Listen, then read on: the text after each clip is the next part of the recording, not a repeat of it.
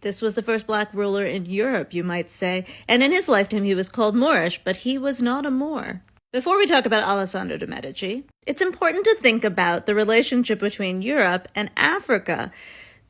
Sub-Saharan Africa had trade routes to northern Africa, which then went into Europe. As early as ancient Greece, here's an ancient Greek depiction of somebody who is African.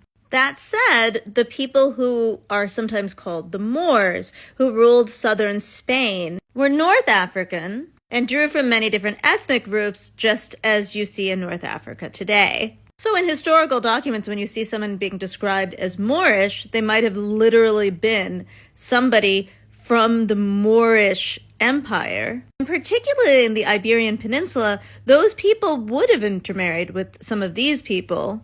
Though in the Renaissance, if somebody was described as Moorish, they could also be ethnically Sub-Saharan African, as this figure who is described as Moorish. Someone without any African blood at all, but had dark features and swarthy, could be described as Moorish, which is how Duke of Florence, Alessandro de Medici, was described. But there's a lot of research that's gone into his background, and there's some really solid scholarship that indicates that his mother was a servant who was a dark-skinned African.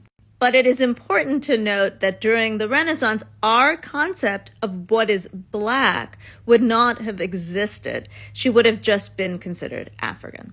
I think it's also important to note both in the Iberian Peninsula and in Italy, there would have been a higher likelihood that people were mixed than in Northern Europe.